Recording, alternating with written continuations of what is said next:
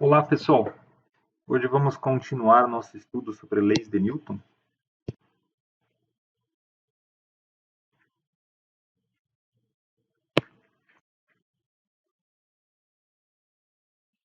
Sendo que hoje vamos abordar as forças de atrito.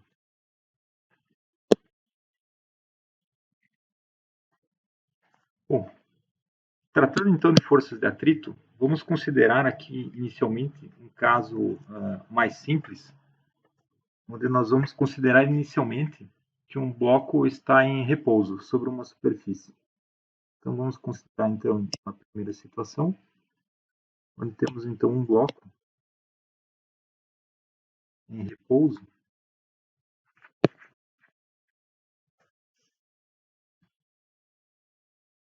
e sem forças laterais.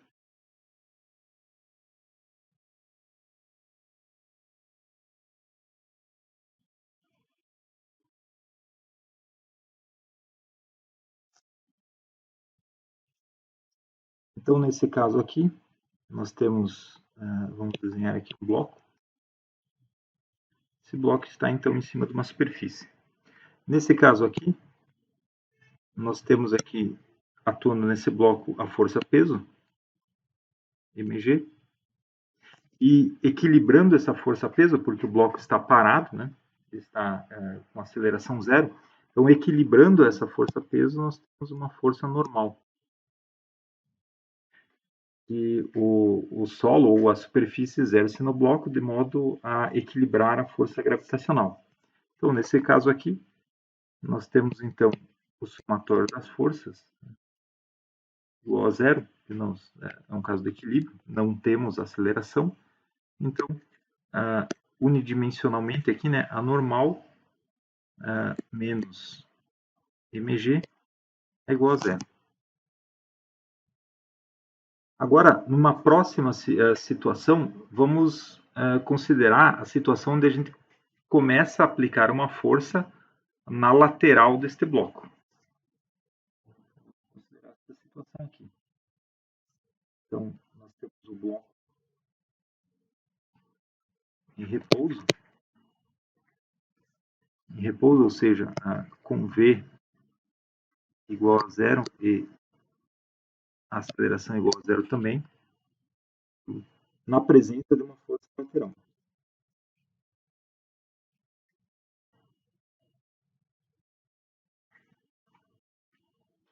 Então, nessa nova situação, nós temos aqui então a superfície, temos aqui o bloco. Atua aqui o bloco a força-peso, e também equilibrando a força-peso, temos aqui a força normal. Mas agora, aplicamos uma força no bloco, vamos desenhar aqui, força F, na lateral do bloco. Só que essa força aplicada, ela não é suficiente para fazer o bloco deslizar. Ou seja, o atrito consegue equilibrar essa força aplicada de modo que o bloco continue em repouso. Ou seja, dado que nós aplicamos essa força F no bloco, então, equilibrando essa força F, nós temos aqui uma força de atrito. A força de atrito que vamos chamar aqui de força de atrito estático. A força de atrito estático porque o bloco não está se movendo. Então, nesse caso aqui, ao longo aqui do plano, nós temos o somatório das forças igual a zero, porque o bloco continua sem se mover, sem acelerar, porque o atrito consegue equilibrar a força F que está sendo aplicada. F menos a força de atrito estático igual a zero. Então, essa aqui é a força de atrito estático.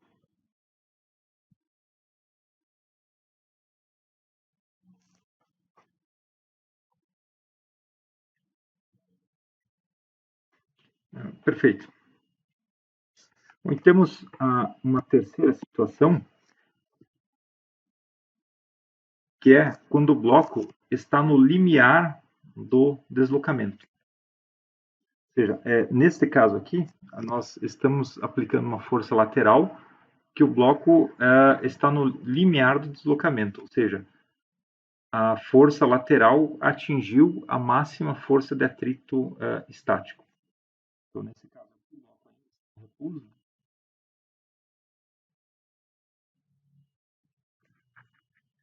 Bloco em repouso. Temos velocidade igual a zero.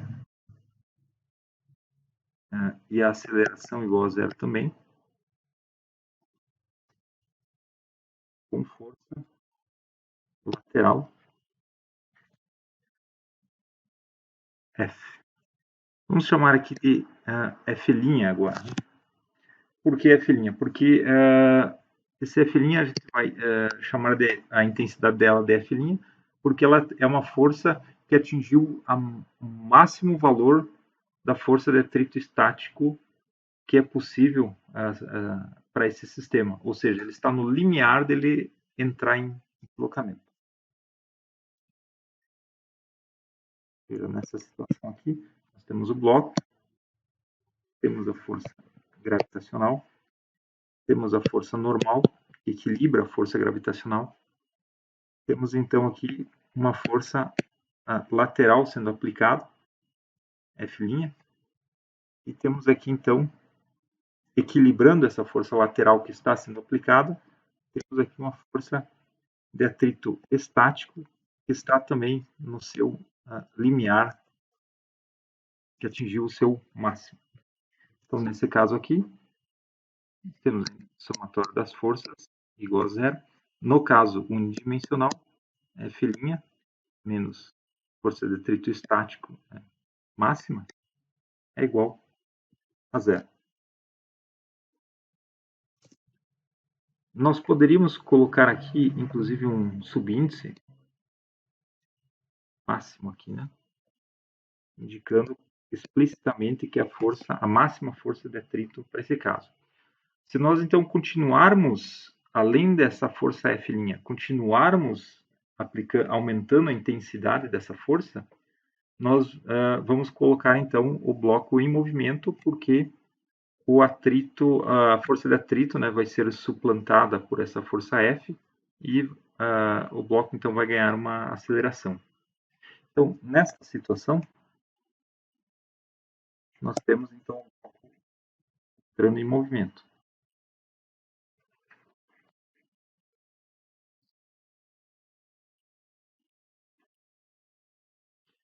Então, agora, quando a força aplicada no bloco chegou a uma intensidade tal, vou chamar aqui de F,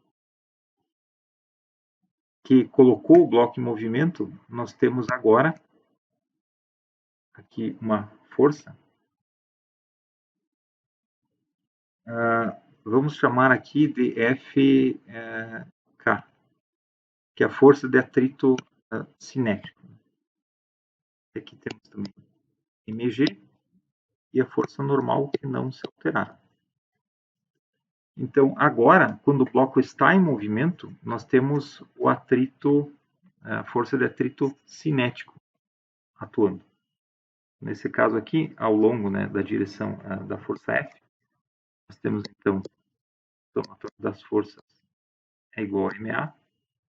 Então, a força F unidimensionalmente menos a força de atrito cinético é igual a massa vezes a aceleração do bloco.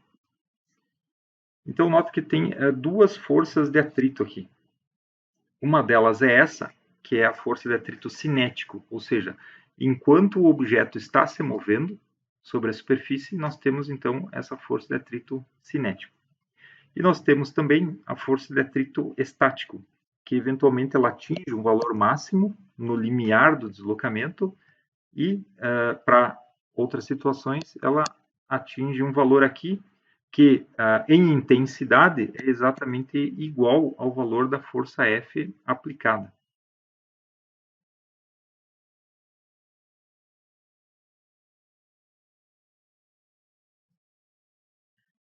Muito bem, então nós temos, aqui, F E, seria a intensidade, né, da força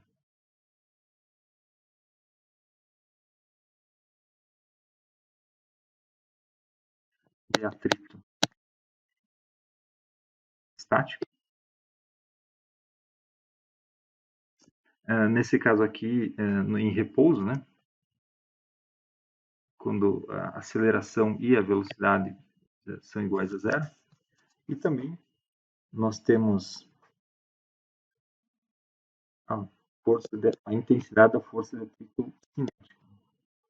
Aqui é a força de atrito cinético. Ou seja, quando o objeto está em movimento. Fazendo um gráfico aqui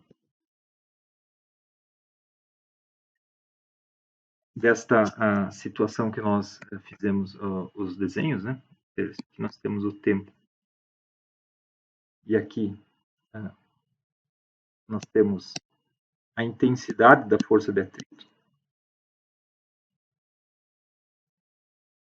O comportamento da intensidade da força de atrito em função do tempo se dá mais ou menos dessa forma aqui.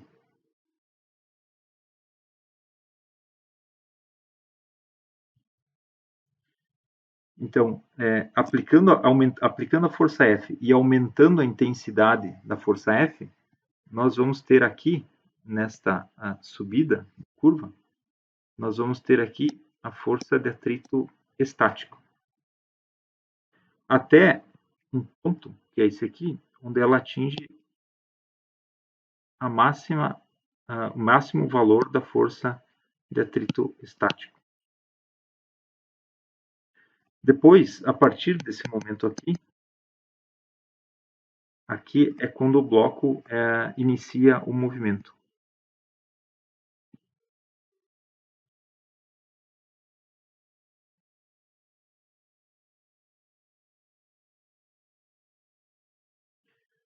Iniciado o movimento, existem aqui algumas flutuações, mas aproximadamente ao longo de toda essa curva aqui, essa reta horizontal, nós vamos ter a força de atrito cinético, que ela é aproximadamente constante. Ou seja, a força de atrito estático, ela tem um valor aproximadamente constante, quer dizer, a força de atrito cinético tem um valor aproximadamente constante, ao passo que a força de atrito estático, ela tem um valor que é exatamente igual àquele da força aplicada até o momento onde inicia o movimento.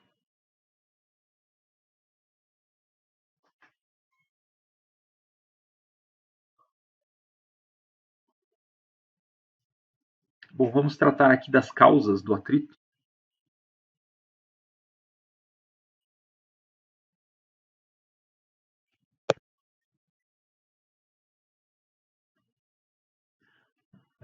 Se nós desenharmos aqui, então, a situação onde temos aqui um bloco, né?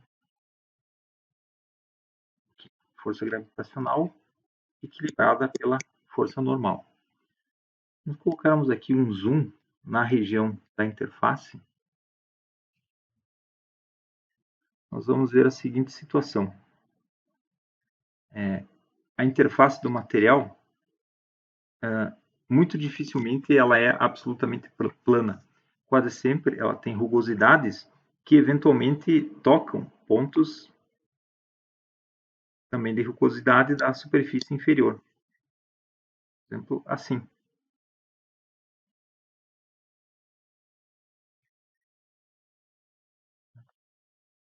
Então, dos materiais, nós temos aqui pontos de contato. Esses pontos de contato, eles constituem o que nós podemos chamar de pontos de solda fria.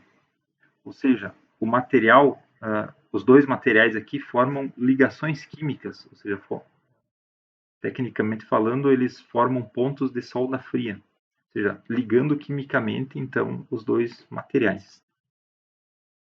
Então, como causas do atrito, né, podemos elencar aqui existem pontos de solda fria entre os dois materiais, ou seja, onde formam-se ligações químicas.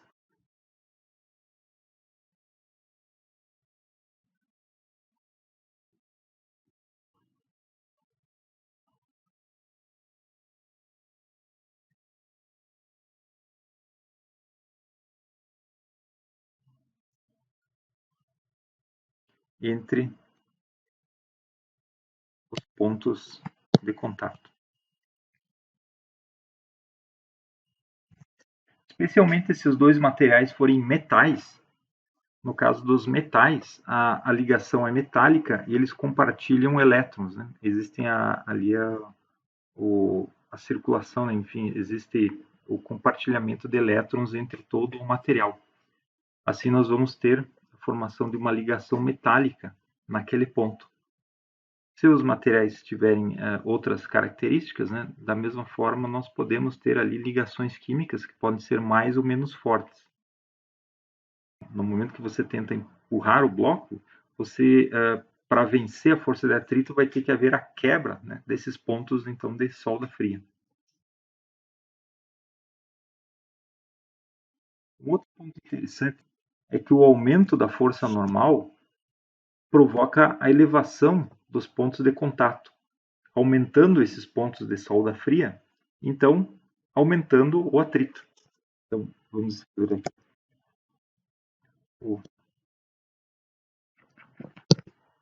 o aumento da força normal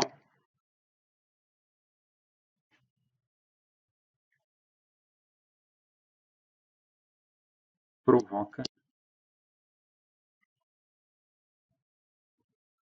a elevação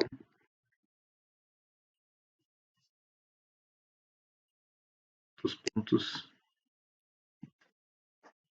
de contato,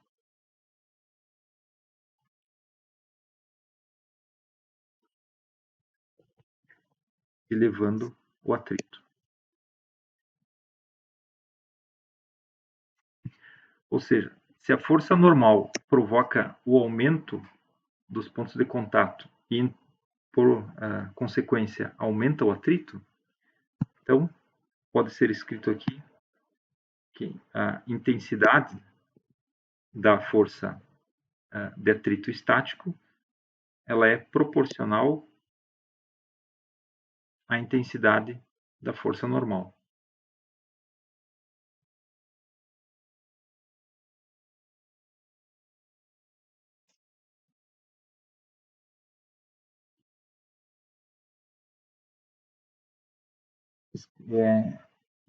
Então, se a força de atrito estático, então, se a força de atrito estático é proporcional ao normal, podemos escrever aqui então, que a intensidade da força de atrito estático ela vai ser menor ou igual ao coeficiente de atrito estático vezes a intensidade da força normal.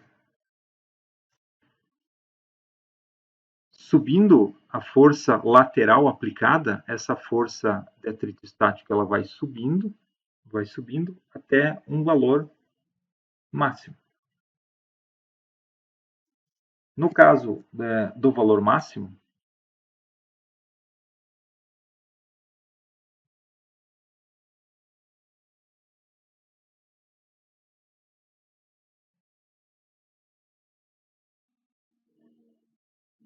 nós temos então a força de atrito estático máximo sendo igual ao coeficiente de atrito estático vezes a normal.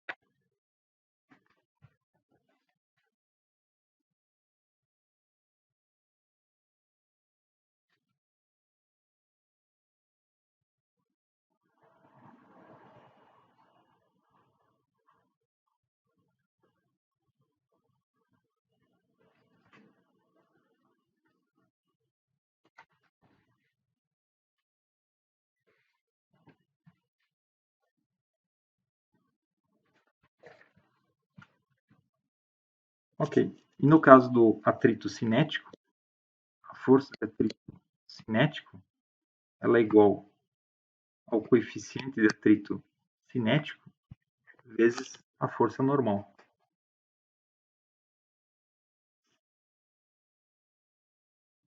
Bom, tanto o coeficiente de atrito estático quanto o coeficiente de atrito cinético, ou seja, os μs, né? Ou seja, o estático ou cinético, né? Eles são aproximadamente independentes das áreas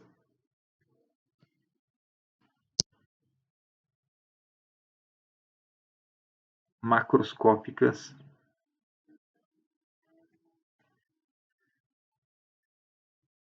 em contato.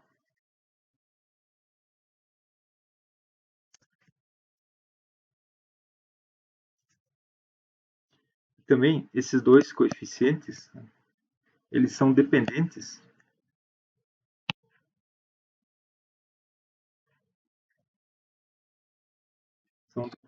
da natureza da superfície.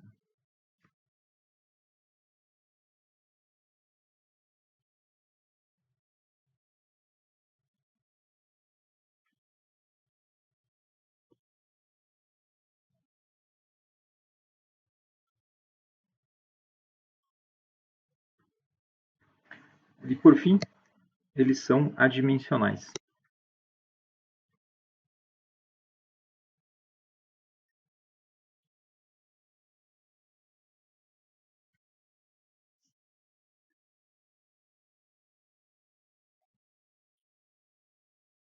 Bom, dito isso, nós podemos partir para a determinação do coeficiente de atrito.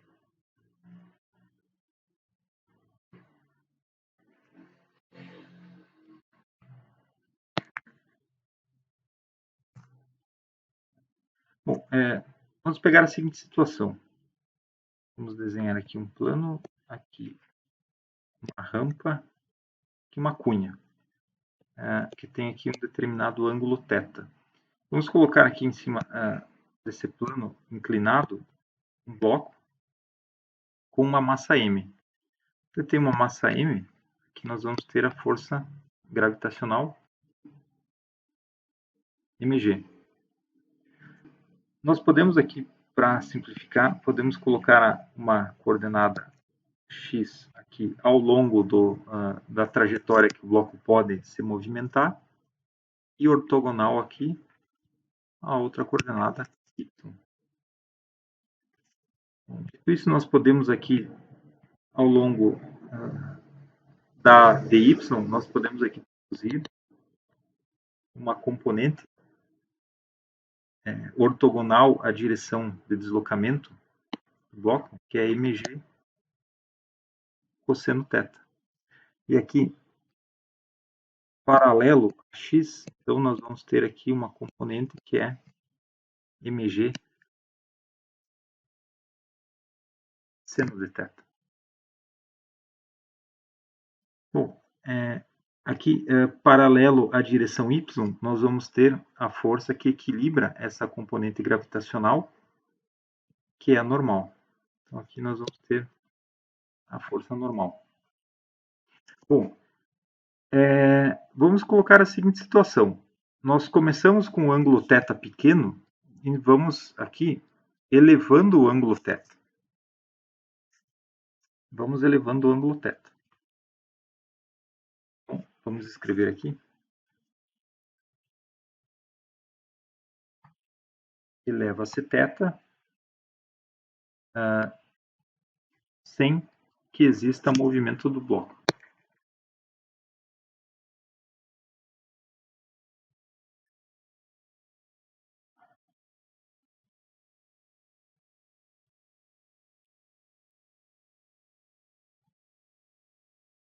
Então, o ângulo θ é lentamente aumentado sem que exista movimento do bloco.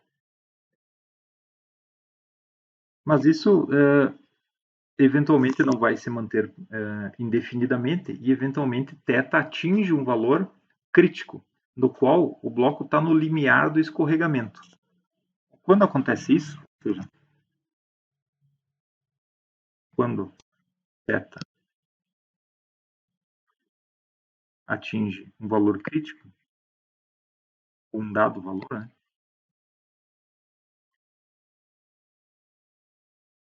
Vamos chamar aqui de θ crítico.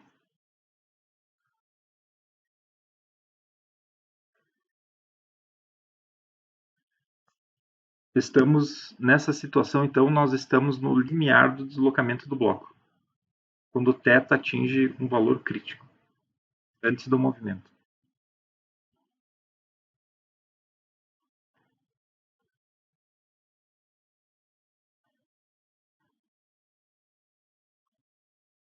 Neste caso, nós temos a força de atrito, ela é igual à força de atrito estático máximo. Ou seja, θ crítico, então, é o máximo ângulo θ no qual o bloco não se movimenta. Bom, nessa situação, então, vamos colocar aqui em Y, nós temos que o somatório das forças em Y é igual a zero. Por quê? Porque o bloco aqui ao longo da direção Y ele não se movimenta. Então, nós temos a normal equilibrada, né, pela componente em Y da força-peso. Então, mg cosseno θ é igual a zero.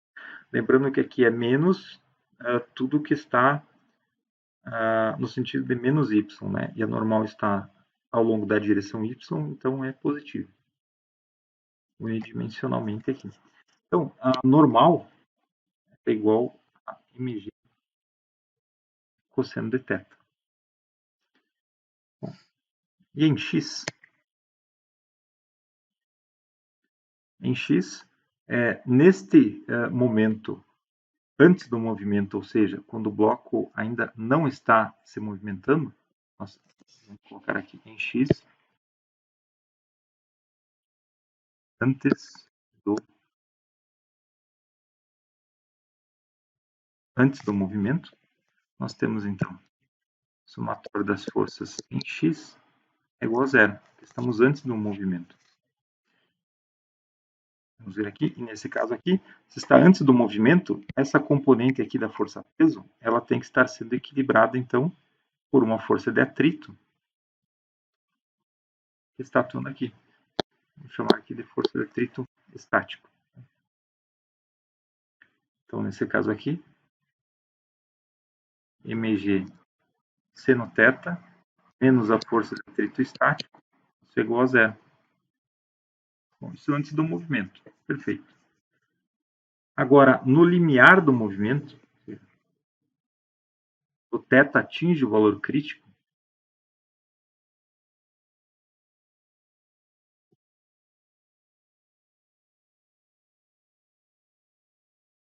então, no limiar do movimento, nós temos mg seno θ,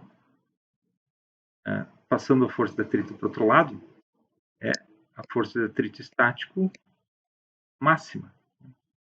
Isso aqui, então, é igual ao coeficiente de atrito estático vezes a normal. Então, nós podemos pegar, então, essa equação aqui, chamar de equação 2, e essa equação aqui, onde temos a normal, vamos chamar de equação 1.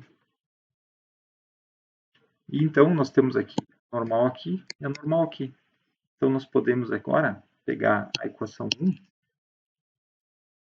e colocar na equação 2. Ou seja, substituir a normal aqui da equação 2, da equação 1, na equação 2. Então, vamos lá. Nós vamos ter, então, mg seno θ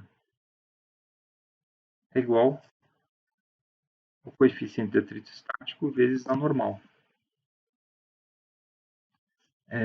Então, substituindo a normal, né, nós vamos ter aqui mg seno θ igual ao coeficiente de atrito estático. A normal, então, é mg cosseno de θ. Só que no momento do limiar do deslocamento, ela é mg cosseno de θ crítico. E aqui também temos o θ crítico, ou seja, é o máximo ângulo, né, no limiar do movimento. Então aqui tem a massa, que vamos poder cortar com a massa, e a gravidade também podemos cortar com a gravidade. Nós podemos então aqui isolar o coeficiente de atrito estático como sendo o seno do θ crítico dividido pelo cosseno do θ crítico. Então, seno sobre cosseno é tangente. Então, o coeficiente de atrito estático é igual à tangente do θ crítico.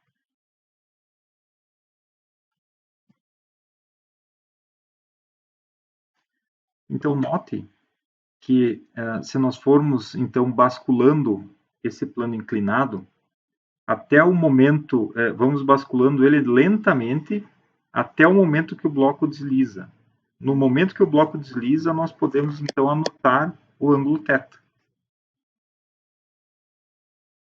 Então, através dessa expressão, nós vamos ter então o coeficiente de atrito estático entre os dois materiais. Ou seja, se o bloco é feito de um dado material, por exemplo, o vidro, e o bloco e a rampa é feita de madeira, então nós temos, nesse caso, o coeficiente de atrito estático entre o vidro e a madeira, né, dado pela tangente do maior ângulo, né, no qual o bloco resiste, né, ficar parado em cima da rampa.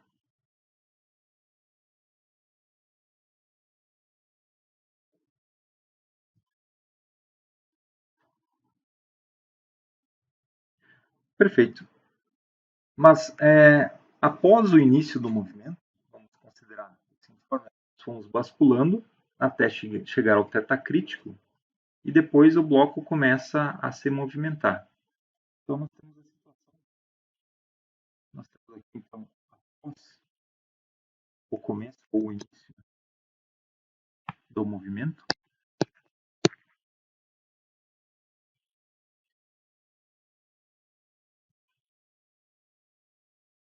temos, né, ou tem-se,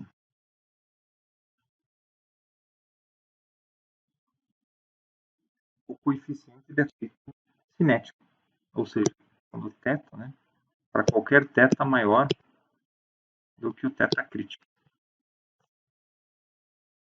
Então, nesse caso, quando o bloco então começou a acelerar, começou a se movimentar, né, descendo o plano inclinado, nós temos então aqui somatório das forças em x igual a massa do bloco vezes a aceleração do bloco na descendente aqui do plano. Então, vamos substituir aqui as componentes. Aqui em x, né, nós temos a componente aqui mg seno θ e a força de atrito. Vamos substituir aqui. Temos mg seno θ menos a força de atrito, que agora, com o bloco em movimento, é o coeficiente de atrito cinético vezes a normal, que é igual a ma, aceleração no número de x. Isso aqui, então, para a coordenada x. Né? Para y, nós temos a normal menos mg cosseno θ é igual a zero. Porque em y, né, nós não temos movimento, não temos aceleração ao longo de y. Então, permanece aqui normal é igual a mg cosseno de θ. Bom, e vamos fazer da mesma forma, né? Ou seja, vamos substituir aqui a normal aqui. Então, nós vamos ficar com mg seno θ menos coeficiente de atrito cinético vezes mg cosseno de θ. Mas agora, isso é igual a massa vezes a aceleração ao longo de x.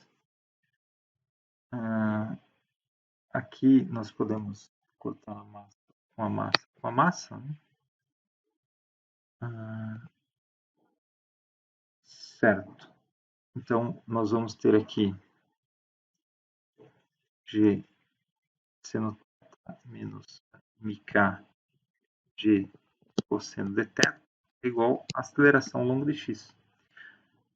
Isolando o coeficiente de atrito, então, nós vamos ter aqui o coeficiente de atrito.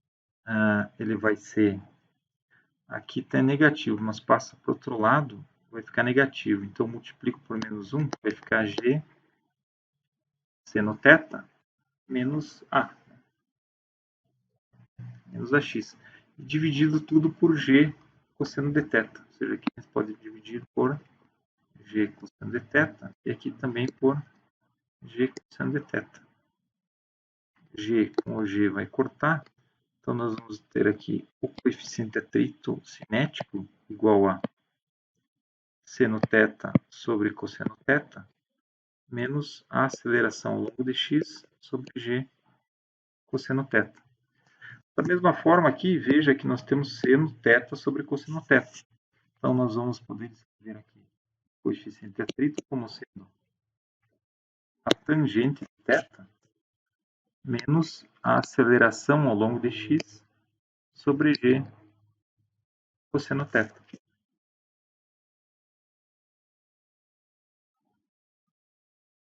Lembrando que aqui o ângulo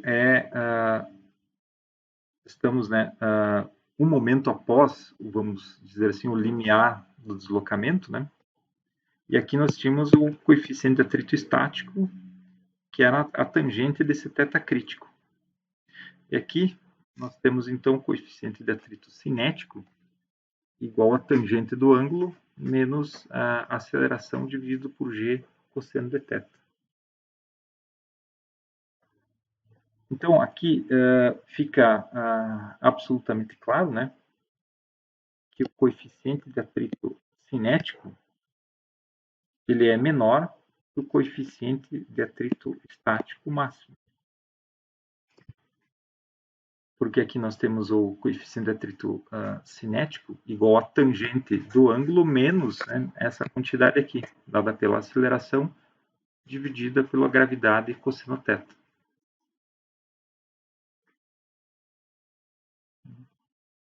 Em concordância, né, com a curva que nós tínhamos esboçado aqui.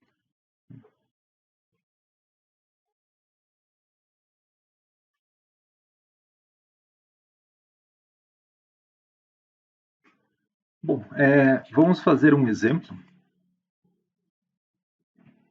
Vamos considerar a seguinte situação. Aqui nós temos então, um plano inclinado. Imaginar que é um plano inclinado, né? uma ladeira.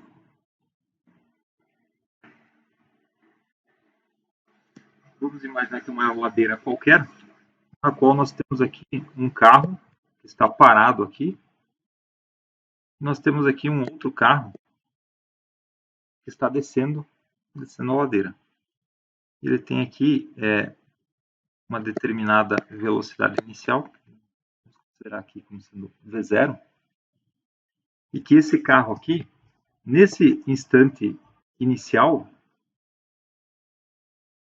ele freia os pneus e os pneus começam a arrastar. Então, os pneus vão arrastando até que esse carro colide com o segundo carro. Ou seja, nós temos aqui uma situação na qual o carro freia e ele vai arrastando os pneus, ou seja, tem atrito cinético entre os pneus e a pista. E ele está aqui numa determinada inclinação. Ele vai percorrendo um trajeto aqui, daqui até aqui, né? Ele vai percorrendo esse trajeto aqui, vamos chamar de, por exemplo, ΔX, até colidir com outro carro. Então, se a velocidade inicial, a intensidade aqui da velocidade inicial era V0, qual era a velocidade com a qual o carro aqui que está no topo da ladeira colide com outro carro? seja, aqui no momento da colisão, qual é a intensidade da velocidade? Bom, para resolver isso, vamos colocar então a coordenada x aqui ao longo da ladeira. Vamos colocar aqui ortogonal a x, vamos colocar aqui y, né? Sendo que aqui no carro aqui atua a força gravitacional, vamos colocar mg, e essa força gravitacional então vai ter uma componente aqui ao longo de y, a gente vai deduzir aqui, que é mg cosseno de θ. Esse aqui é θ, aqui é θ também, né? Então aqui vai ter uma componente que é mg seno de θ. É a componente da força gravitacional ao longo do movimento. Bom, no instante então que o carro trava os pneus, nós temos então aqui uma força de atrito, né?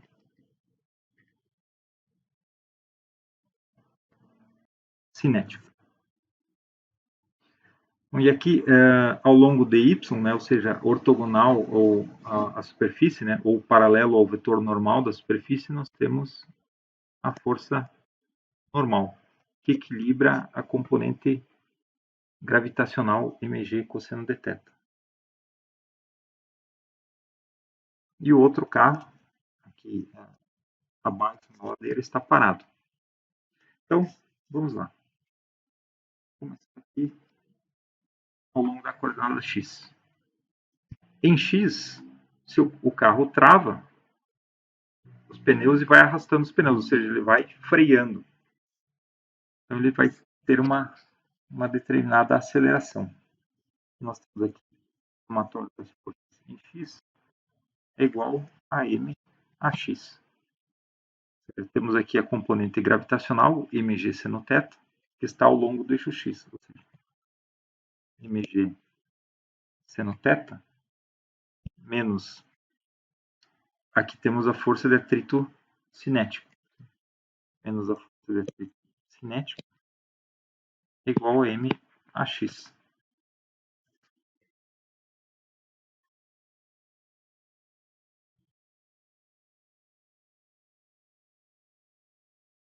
Podemos escrever aqui também como mg cosseno de θ menos a força de atrito cinético, a gente pode escrever ela como coeficiente de atrito cinético vezes a normal, isso é igual a MAx. Bom, para y, então, em y nós não temos movimento, ou seja, a normal é equilibrada pela componente gravitacional. Ou seja, vamos ter aqui que a normal menos mg cosseno de θ é igual a zero. Ou seja, normal é igual a mg cosseno de θ. Então, vamos substituir aqui a normal aqui. E vamos ter, então, mg cosseno de θ menos coeficiente de atrito cinético vezes a normal, que é, então, mg... desculpa.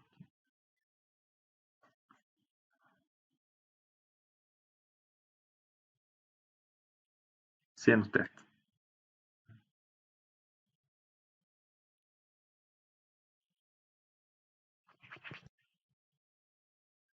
Então, mg seno θ menos coeficiente de atrito cinético, mg cosseno θ, isso é igual, então, a massa vezes a aceleração ao longo de x. Vou cortar aqui a massa com a massa com a massa. Podemos, então, agora isolar a aceleração. Vamos ter aqui, então, a aceleração ao longo de x, como sendo g seno θ menos coeficiente de atrito cinético vezes g cosseno θ. Como os dois têm a gravidade, né? Poderíamos colocar a gravidade em evidência, mas enfim.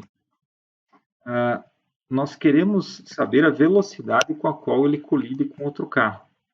Nesse caso, das equações da cinemática, nós podemos usar a equação v quadrado é igual a v inicial ao quadrado mais 2 a aceleração vezes a distância percorrida. Ou seja, se nós queremos saber a velocidade, então a velocidade é v0 ao quadrado, a velocidade que ele tinha quando ele iniciou o travamento dos pneus, mais 2 vezes a aceleração. Vou colocar aqui em evidência.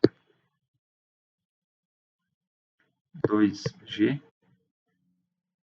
senoθ menos μk cossenoθ vezes o Jx. V quadrado, né? Posso tirar a raiz aqui. Conseguimos aqui encontrar a velocidade que esse carro colide com outro carro, dado que ele tinha uma velocidade inicial quando travou os pneus. Temos aqui a inclinação do plano, né? O coeficiente de atrito, e a distância percorrida por ele, né? Até atingir o segundo carro.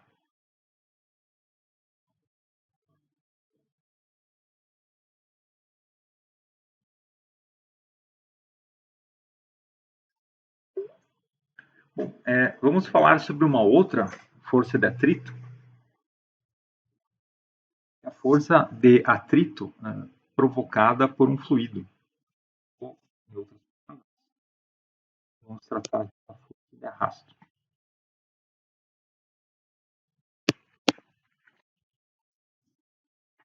Bom, nesse caso, é a seguinte situação. Nós temos uma das situações possíveis, né? Na qual nós temos aqui um fluido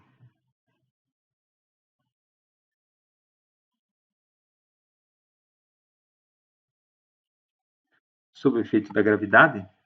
Então, nós soltamos aqui na superfície, né, um determinado objeto. Vou colocar aqui um determinado objeto aqui. Esse objeto, então, vai estar atuando nele a força gravitacional. Só que por causa, né, por causa do fluido, ou seja, pelo fato dele estar imerso nesse fluido, vai ter aqui, então, uma força de arrasto, né, ou uma força resistiva. Coloquei aqui FR. Ter uma força de arrasto aqui. Ou seja, ele vai ter, então, uma aceleração durante uma parte do trajeto. E pelo fato dele estar se movimentando dentro do fluido, que tem uma determinada viscosidade, vai resultar, então, numa força de arrasto. Só que esse objeto que foi solto, eventualmente aqui na superfície desse fluido, ele pode ir caindo, ele vai caindo até o momento quando ele atinge uma determinada altura, onde continua agindo a força da gravidade, mas a força resistiva igualou a força da gravidade. Então, nesse caso aqui, nós temos a aceleração igual a zero. E nesse caso aqui, a velocidade do objeto é a velocidade terminal ou velocidade limite. Ou seja, a velocidade máxima que aquele objeto, nessas condições, consegue atingir. Por quê? Nessas condições, a força de arrasto é exatamente igual à força gravitacional. Bom, essa força de arrasto, né? Aqui a gente usou o exemplo poderia ser um líquido, né? Mas pode ser para um objeto se deslocando no ar também, né? A intensidade, então, dessa força de arrasto, né?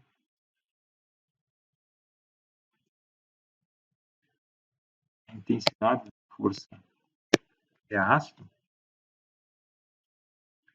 depende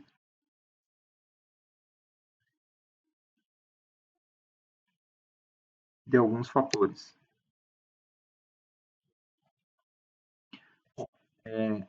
A área da seção transversal do objeto é um fator que contribui para o aumento dessa força resistível. Ou seja, um fator que conta, né, para a força de arrasto, então é a área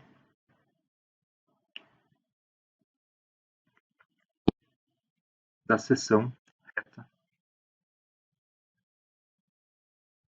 do corpo. Um outro fator que contribui na intensidade da força resistiva é a densidade do líquido ou do fluido. Densidade, vamos colocar a área da seção reta A. Um outro fator que contribui na intensidade da força resistiva é a velocidade do corpo, ou seja, a velocidade com a qual ele está se deslocando dentro do fluido.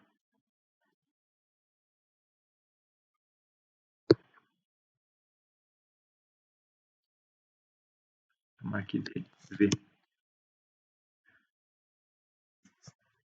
E também um parâmetro que nós vamos chamar de coeficiente de arrasto. Vamos chamar de C.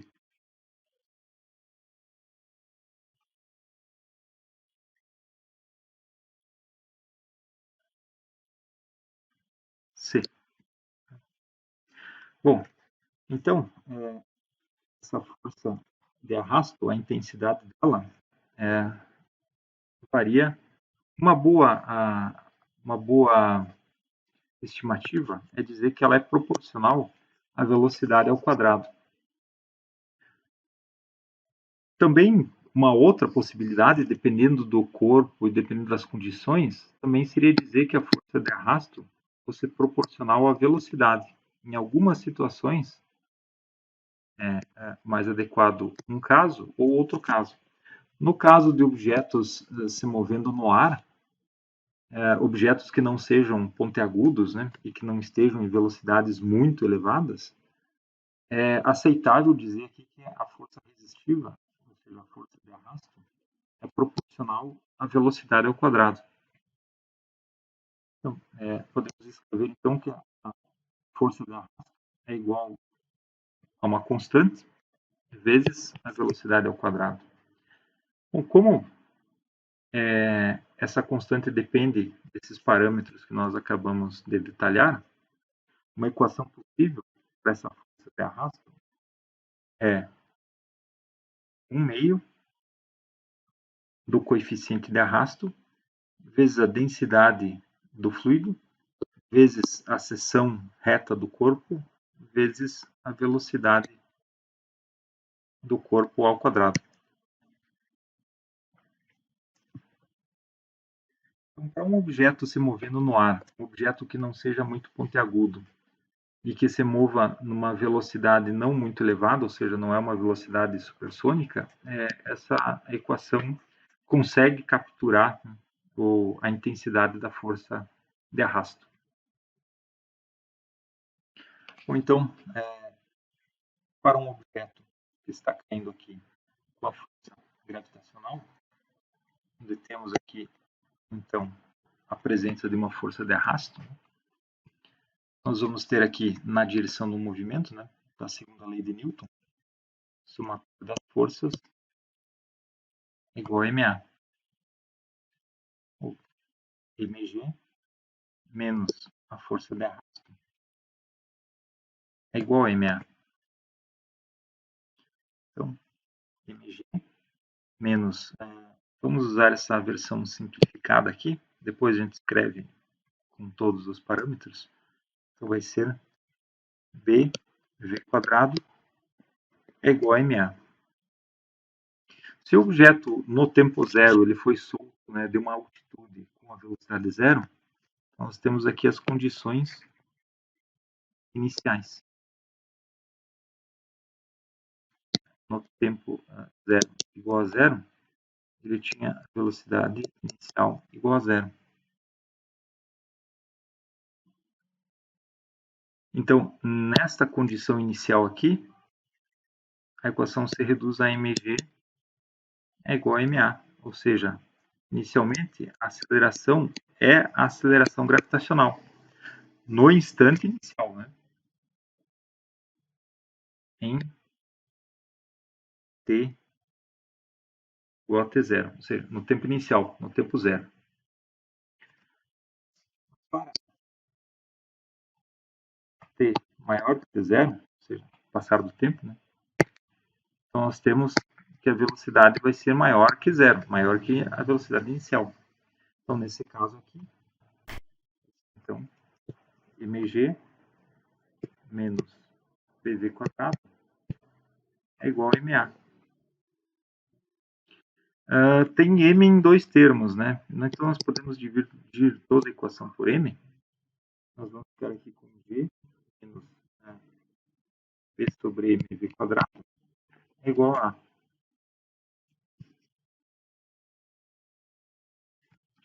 Então nessa equação aqui, nós temos aqui, nós vemos claramente que o objeto vai caindo, ele vai então aumentando de velocidade, então este termo aqui, ele vai ficando maior. Então ele vai chegar a um ponto, né, que ele vai igualar ao g. Então quando isso acontecer, a aceleração vai ser igual a zero. Ou seja, vamos escrever aqui, né?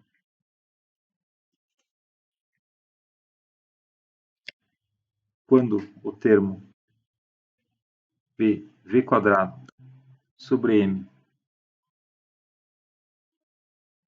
atinge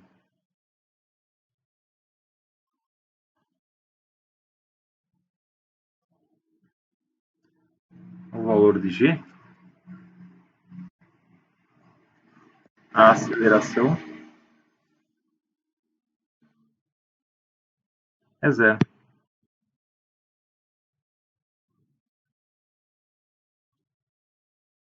Então, neste caso aqui, nós temos a velocidade limite. A velocidade na qual bv quadrado sobre m é igual a g é a velocidade limite desse corpo. Ou seja, nesse caso aqui, né, aceleração é igual a zero. Então, na nossa equação, g menos v quadrado sobre m é igual a A. No caso de v é igual ao v limite, isso implica que a aceleração é igual a zero. Então, temos g menos b limite ao quadrado sobre m é igual a zero. Se a gente for isolar a velocidade limite, então, a velocidade limite é, passo o g para o outro lado, podemos multiplicar por menos 1 a equação inteira, passar o m multiplicando e o b dividindo, vamos ter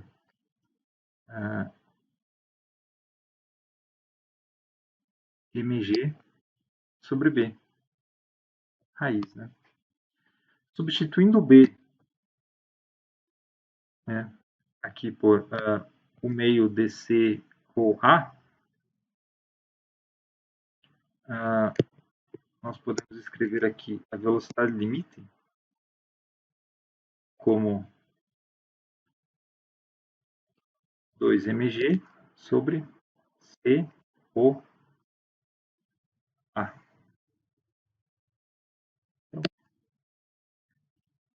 temos aqui, então, uma expressão para a velocidade limite de queda de um objeto. É a velocidade máxima ou a velocidade terminal, né? A máxima velocidade que ele atinge em queda livre. Para a situação na qual, né, ele está em queda livre num meio, né, onde existe um fluido, né, com densidade ρ e gravidade g. Bom, vamos seguindo. Agora vamos tratar do movimento circular uniforme. Bom, então, no caso do movimento circular uniforme, vamos desenhar aqui um círculo. Esse círculo ele tem um determinado raio R. E vamos considerar que nós temos aqui, por exemplo, uma corda ou uma linha, né, segurando um determinado objeto pontual aqui, na qual esse objeto descreve um movimento circular uniforme, né, ao longo desse círculo. Então, a velocidade aqui tangencial a esse ponto, nós vamos desenhar ela aqui, sendo V, e que para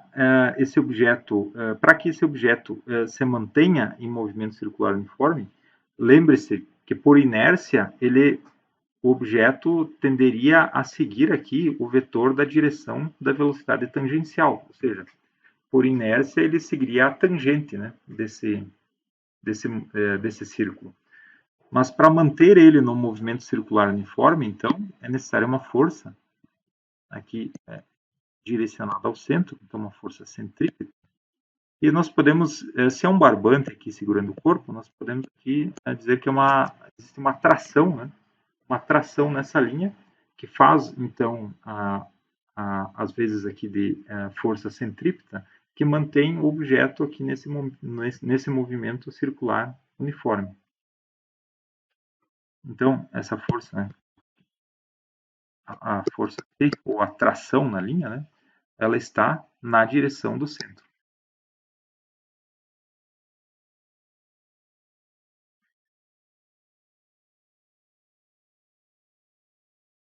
Ou seja, uma força centrípeta.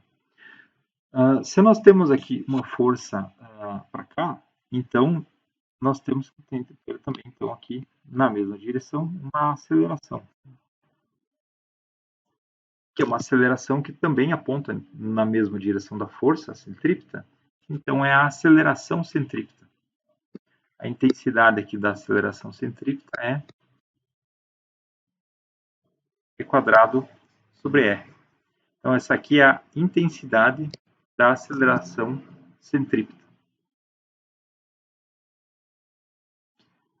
Então, veja que a força centrípeta, que nesse caso é a tração no fio, ela é a responsável pela aceleração centrípeta. A aceleração, a intensidade da aceleração centrípeta não muda, é V quadrado sobre R, mas isso é intensidade. Nota que a direção da força centrípeta, ela se alterna a todo momento, porque a cada ponto que a partícula está, nós vamos ter aqui um novo vetor, né? Aceleração, um novo vetor força, que estão sempre apontando na direção do centro do círculo. Então, a força centrípeta faz com que a aceleração centrípeta mude de direção continuamente, embora a intensidade dela não mude, né? Mas a direção é o que muda. Então, a força centrípeta gera aqui a aceleração centrípeta. Essas situações aqui acontecem eventualmente quando a gente está aqui com uma corda girando um objeto, né, em movimento circular. Então, nós temos a força centrípeta, né, sendo basicamente ali a tração na corda. Mas um outro exemplo pode ser, por exemplo, quando nós temos um satélite, né, orbitando a Terra. Nesse caso, não existe corda ligando a Terra ao satélite, mas existe a força gravitacional, que ela atua no satélite, né, fazendo com que ele desenvolva uma órbita mais ou menos, né, circular. Nesse caso do satélite, a força centrípeta é a força gravitacional. Então, pegando aqui a lei de Newton, F igual a ma, neste caso específico, nós temos então F igual a m, a aceleração centrípeta, então, é v quadrado sobre r, onde a força F é a tração no fio. No caso do movimento circular uniforme, são diferentes forças de diferentes origens que podem fazer aqui a função, né, de força centrípeta. como no caso do satélite, a força centrípeta é a força gravitacional. No caso de um objeto sendo rotacionado, sendo girado, né, em um barbante, a força centrípeta é a própria tração no barbante. Né? Então, nós temos essas diferentes forças, né, agindo como força centrípeta nessas diferentes situações. Bom, então vamos fazer um exemplo. Vamos considerar um caso onde nós temos um objeto que é solto, uma rampa. Esse objeto vem, ele tem então um loop circular, ele tem uma volta circular antes dele seguir a sua trajetória. Então, o objeto é solto aqui, ele tem uma determinada velocidade aqui, ele vem ganhando velocidade, ele entra nesse loop, ele chega aqui no ponto mais alto do loop, completa o círculo e sai do loop, né, e segue a sua trajetória. Nessa direção aqui, nós temos a força gravitacional. E a pergunta que se faz aqui é a seguinte: qual é a menor velocidade que ele precisa ter no ponto mais alto para que ele não se desprenda da superfície? Então, vou colocar aqui.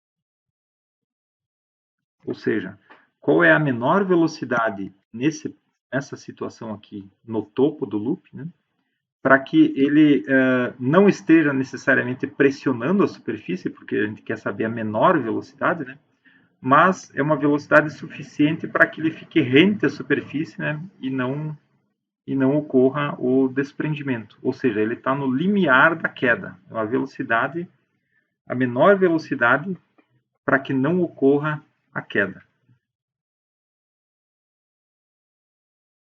Então, vou voltar aqui. Vamos usar um espaço aqui.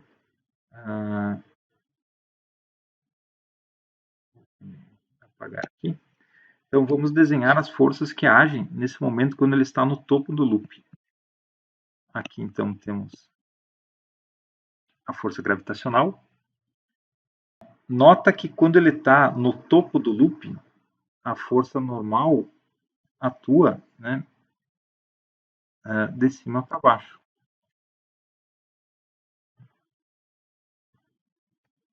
Então ele também vai ter aqui, uma determinada aceleração. Bom, então vamos lá. Nessa direção, né, a gente pode colocar aqui uma coordenada y nessa direção. Então vamos aplicar aqui a segunda lei de Newton. O somatório das forças é igual a ma. Então nessa situação nós temos a normal e a força gravitacional na mesma direção. Força normal mais a força gravitacional é igual a ma. Então, a normal mais mg é igual a ma.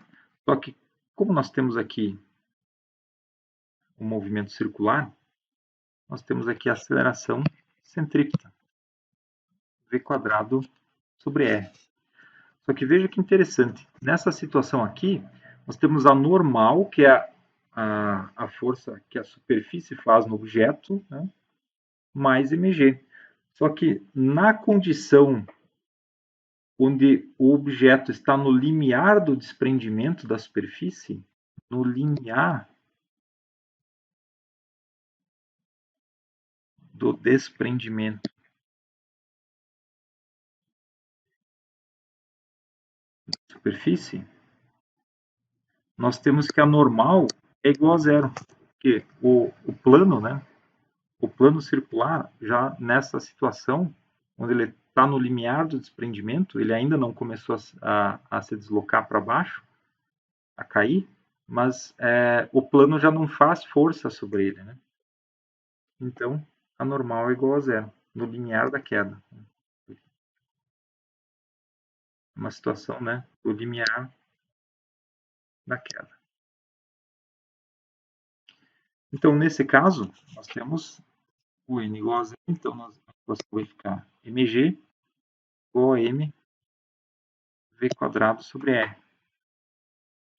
A massa aqui podemos cortar, então a velocidade nesse caso vai ser raiz, né, de rg. Chegamos aqui, né, na menor velocidade que esse objeto tem que ter no topo, né, para que ele não se desprenda da superfície. Bom, vamos fazer mais um exemplo na mesma linha. Nesse exemplo, vamos tratar da seguinte situação. Nós temos um carro circulando uma curva compensada.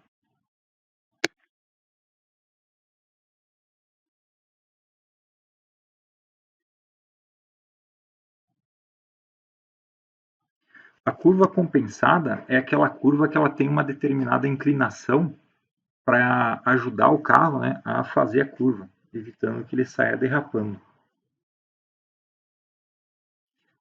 E a pergunta que a gente quer responder nessa situação é essa aqui.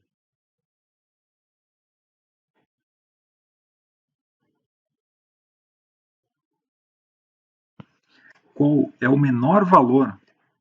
Qual a menor inclinação, né?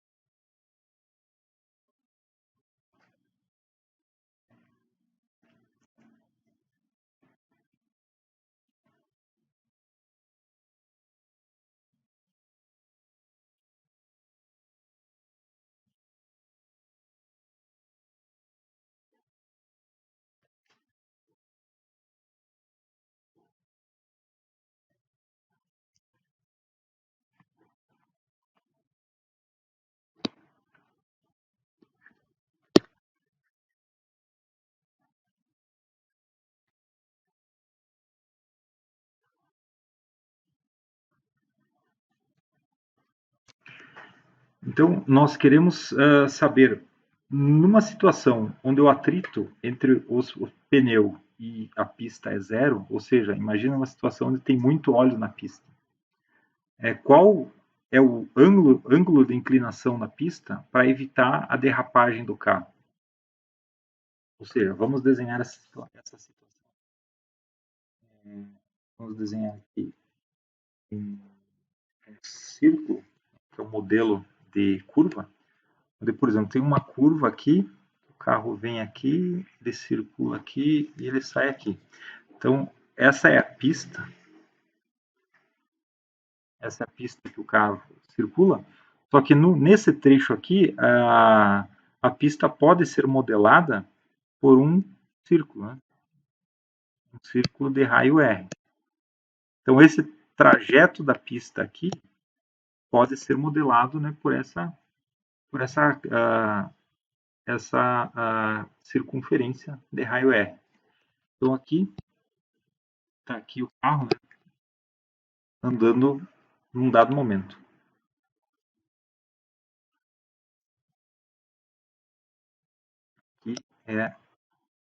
Aqui temos a velocidade v, e aqui, né, nessa situação aqui, essa aqui é a nossa pista. Então, desenhando aqui, tentando desenhar aqui numa perspectiva, vamos desenhar aqui um recorte, né, aqui do lado. Veja que aqui é a pista inclinada, onde aqui nós temos, por exemplo, os pneus do carro, e aqui tem a curva compensada, né, uma curva inclinada. Aqui está o eixo do carro, e aqui está o carro. Então, nessa situação, nós podemos então definir aqui o ângulo, né, de inclinação da pista. porque aqui é a direção radial, né? Ou seja, nós temos a direção que vem do centro da circunferência.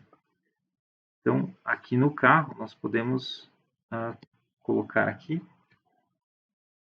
a força gravitacional, força mg, está puxando o carro para baixo. Podemos projetar aqui, dizer que essa aqui é a direção y, né? E a direção radial está aqui no plano. Aqui ortogonal à pista, ou paralelo ao vetor normal da pista, nós vamos ter aqui a força normal da superfície. Pode deduzir aqui uma componente para cá. Se essa força normal está para cá, esse ângulo θ está aqui, então esse ângulo θ ele também vai estar aqui, né? E por projeção ele também vai estar aqui, é o θ. Então essa componente aqui é a componente ao longo de y, né? Da normal. Vamos dizer aqui, a normal em y.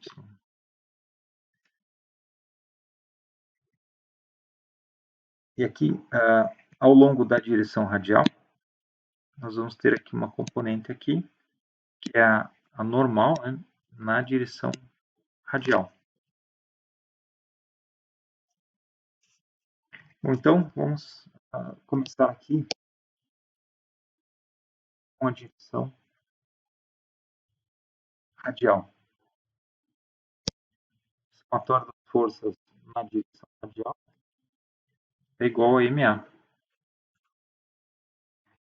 Então, na direção radial, nós temos aqui a componente normal. Então, menos a componente normal na direção radial é igual a MA. Só que A é a aceleração centrípeta, que está ao longo aqui, né, contrária à direção radial. Então, vamos colocar aqui negativo, assim como o NR, né, está contrário também à direção R. Então, aqui é V quadrado sobre R. Os dois lados são negativos, né, basta multiplicar por menos 1. Então, nós vamos ter aqui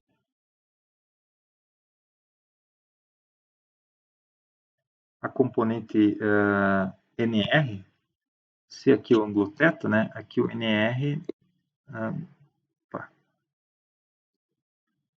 pode ser escrito aqui como N seno de θ. E o NY pode escrever aqui como N cosseno de θ. Então aqui vai ser N seno θ é igual então a M V quadrado sobre R. Ou seja, a componente normal aqui então pode ser escrito como M V quadrado sobre seno de θ R. Essa equação aqui, vamos chamar de equação 1. E na direção vertical, ou seja, na direção Y, o somatório das forças em Y é igual a zero. Por quê? Ao longo de Y não tem aceleração. Então, a componente em Y da normal vai ser equilibrada, então, pela força-peso. Como Y aqui, né, a força-peso está ao longo de menos Y, né, então aqui é menos mg é igual a zero. Bom, a normal ao longo de Y, então, é a normal vezes cosseno de θ, e aqui é menos mg, é igual a zero. Essa aqui, pode chamar aqui, então, equação 2. Então, nota que aqui nós temos a normal, escrita aqui na equação 1, e a equação 2 também tem a normal. Então, a gente pode substituir a equação 1 na equação 2. Então, fazendo isso, nós vamos ter aqui a normal, que então é mv quadrado sobre seno de θ r, vezes cosseno de θ. menos mg igual a zero. Massa, a gente pode cortar, vai ficar v quadrado sobre r, cosseno θ sobre seno θ, menos g igual a zero. Bom, seno sobre cosseno é tangente, então cosseno sobre seno é 1 sobre a tangente.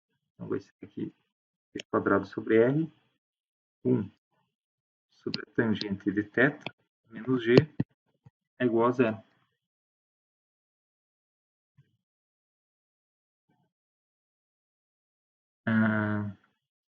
Pode dividir tudo por g, né? Dividir os dois lados aqui por g. V quadrado sobre r, 1 sobre a tangente θ, né? É igual a g. A gente pode aqui isolar a tangente θ. Então a gente vai ter aqui a tangente θ vai ser igual a v quadrado, o g passa dividindo, vai ficar rg. Então, a tangente θ é igual a v quadrado rg. Então, o θ, o ângulo, no caso, vai ser o arco cuja tangente, né, é v quadrado rg. Então, achamos o menor ângulo no qual aquele carro que está fazendo a curva compensada, ele consegue fazer a curva mesmo com atrito zero, né, entre os pneus e a pista, ou seja, numa situação de óleo na pista, né? Então, no caso aqui da velocidade ser, enfim, 80 km por hora, né, o raio da curva ser um determinado raio e a gravidade, enfim, ter o seu valor também, nós poderemos aqui, então, calcular o ângulo, né, para o qual esse carro consegue fazer a curva, né, mesmo tendo óleo na pista, por causa da pista, né, ou da curva, né, ser compensada. Bom, era isso por hoje, pessoal. Muito obrigado.